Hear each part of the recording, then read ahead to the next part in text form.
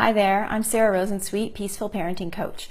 I'm here today to tell you what you need to know before you have another baby. So if you are planning on adding to your family, if you're having a baby soon, or if you've had a baby recently and finding things a little bit difficult, here are 5 things that you need to know, 5 things your older child wants you to know when you add to your family. The first thing is this will be very, very hard for your older child.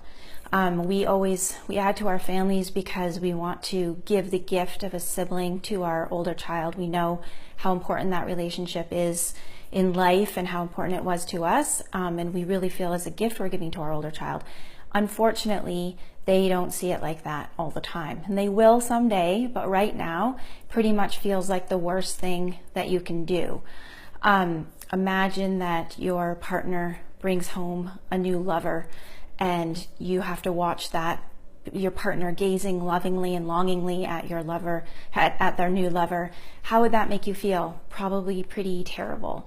That's really how our children feel when we bring home a new baby. It's a younger, cuter version of them, and they often can feel replaced, and they feel that they've lost you, and they really miss having that one-on-one relationship with you and being your only. So that's the first thing, is this was going to be very hard for your older child. And if you can recognize that, and if you can put yourself in their shoes and try and see it from their point of view, that will make it a lot easier for you to respond with patience and love and empathy. So as much empathy as you can muster really, really helps offset how hard this is for your older child. The second thing is that your child will need help with their big feelings. So they're going to have a lot of big feelings about this new addition to the family. Some people find they start to notice this right before the baby's born, or maybe right after, or maybe it takes a few months before this really kicks in. But your older child at some point will have some very big feelings about the new baby, and they will be mixed feelings. They will love the baby, and they'll be so proud to be a big brother or sister, but they'll also wish the baby was never born and that you could send it back to the hospital. One mom I talked to last year found her 3-year-old pulling the baby across the floor by his feet, and she said, "What are you doing?" And he said, "I'm bringing him to the garbage."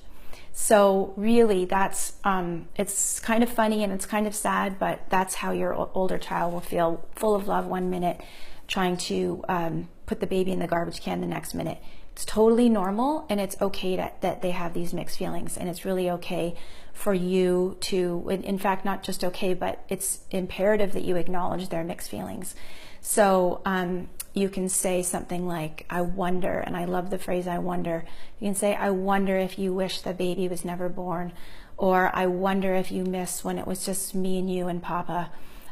Or "I wonder if you miss when you were our only baby." So really giving them some words to put to those mixed feelings, and let them know that it's okay that they feel that way. Some parents worry about saying things like that. You're not agreeing with your child. You're not agreeing that you wish their sibling was never born. You're just saying, I understand how you feel, and all your feelings are okay with me. Your child needs to cry to process these feelings.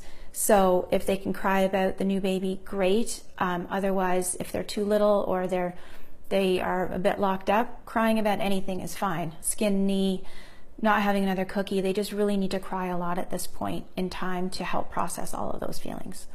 So help your child with all of their big feelings and help them process it. This is how they'll be able to move on and integrate the new situation and really get over their feelings of resentments and jealousy and sadness. The third thing we need to do is to recognize that our child is doing the best they can. So if your child is acting out, misbehaving, being difficult, they just can't manage to be better at this moment. Kids really, really, they want to do well and they want to be good. The most important thing to them is that they're in our warm connection and that they feel our love and approval. And if they're acting in ways that are unsavory or things we would rather they weren't doing, they just can't manage right now. They're trying to get their needs met. They're trying to get the attention that they want, and they don't know how. Imagine how lovely it would be if they could come up to you and say, "Mama, I'm feeling so sad and I miss you, and I just need a hug." Most kids would never be able to even identify that that's how they're feeling. Instead, they feel yucky inside, and they look at you and they pour their juice out on the table. They just don't know what to do with all of those feelings that are inside them. They're really just doing the best they can. So if your child is acting up because they need attention, give it to them. You would never withhold food if they were acting up because they were hungry, or you wouldn't withhold sleep if they were acting up because they were tired. So a child who isn't managing very well, they are doing the best they can, and they just need some more understanding from you and some extra nurturing, and just for you to give them a little space. They might be regressing. That's okay. Regression it's a response to overwhelm. Things that they could manage in the past, they can't manage right now. So maybe they're having troubles, doing things that they used to do on their own, or toilet accidents. Just know that they will get back to their independent self, and that they just need some more help from you right now. If they ask you to do things for them that they normally do for themselves, just help them. They might need a little extra nurturing right now. They have a very strong natural drive for independence. So just help them if they're not managing and they need some help. That brings me to my fourth point. They want to be the baby still. So if you can play baby with them, call them baby Jonathan or baby Susie or whatever, and rock them and pretend to feed them and sing them songs. Really just love them up and just play baby with them whenever they want. Don't worry, this will end. We have pictures of my middle son swaddled with a soother in his mouth when he was 3 and a bit after his sister was born, and he just had a very intense need at that moment to, at that period of time, to be a baby again.